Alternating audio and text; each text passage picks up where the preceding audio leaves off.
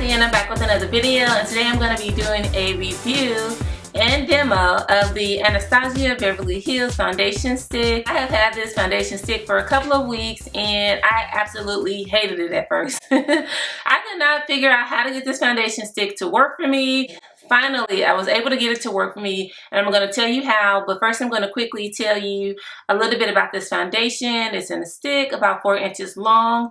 You get about 1 inch of product. There's no smell to it. It's a stick, so it's a cream. I don't believe there's any oil in it. It's designed for oily to combination skin. But I think that it may actually work for dry skin. I'll tell you why a little bit later in the video. So I've purchased this at their website and I got it like within 4 days. After I purchased it, I figured I had the wrong color and it was like nothing I can do at that point but just try to go with it. So I decided to use it, and the color that I got is amber. And what they did on their Instagram was they compared their foundations to the MAC coloring system, and amber correlates to MAC NC45, and my hand is about NC45, so you can see that's a pretty good match. My face is about an NC44, but I was able to get this foundation to work for me. So as far as the coverage, I would say that this is definitely a light to medium coverage foundation.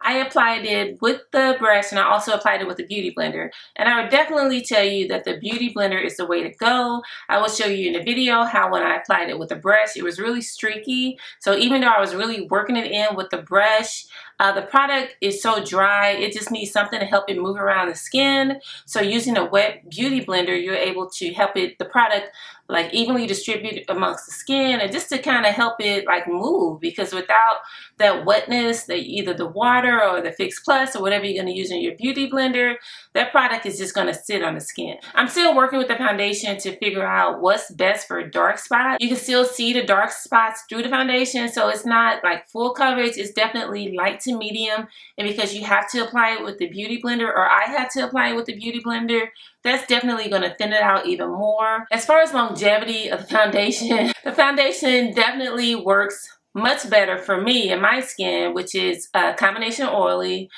with a primer. So that is what I was not doing at first. I will show you pictures of how I wore this foundation. After 12 hours, I looked like a grease ball. My skin was totally jacked, and I'm not kidding. I looked so bad with that foundation at the end of the day, and I was like, what am I doing wrong? Because I kept watching all these videos, and everyone was just giving it this fabulous review, but I could not figure out how to get this foundation to work. Finally, I tried my Hard Candy 12-hour primer. So this saved my life with the foundation. The foundation was not working for me at all. For either it caused my skin to produce more oil and it made my skin oily at the end of the day, or if it was just sliding off of my skin, because my skin was super oily. It was just melting off my skin. So I wouldn't necessarily count it out if you have dry skin. If it doesn't work for you, if you try this product, it doesn't work for you immediately, don't give up on it, because sometimes you have to kind of play around with the product and figure out how to make it work for your skin. As far as the color and the finish, I think it's a natural finish. It does stay, with the primer, it does stay pretty matte all day. My nose is a little bit shiny, but without that primer, this stuff, my face is greasy as heck. So for my skin, I definitely had to use a primer. I didn't have any problems with breakout. The only problem I had was kind of like the color match. The color was really off for me. The color is just kind of like a flat brown. So this is the NYX No Filter powder, and I love this powder. People are comparing it to the MAC Studio Mineralized finish. In my opinion, for my skin, this really made this foundation work for me. And this is in Classic 10 NFFP 10.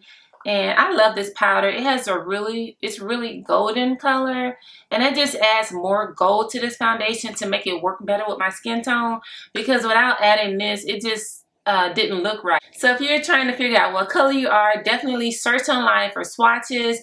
Search their Instagram. They put a ton of swatches on their Instagram to give you a better idea. Like I said earlier, they compared it to MAC, and I think that would definitely help you kind of narrow down what color you are. I think in the wintertime, if I decide to continue on with this foundation, I think I may try the NC44, which is caramel, or either, I think it's C7, which is golden. I think the color is absolutely beautiful because I love like orangey golden foundations. I don't know if it'll match my skin tone, but those are the two that I have my eye on for the winter time. So the pros about this foundation is definitely it's hypoallergenic. There's a huge range of colors. Another great thing about the foundation is that you do get a lot of product for your money. This is $25, and I've used this at least, I would say, 9 to 10 times. And I think it'll last me at least 2 to 3 months because it's barely gone down. It's very affordable.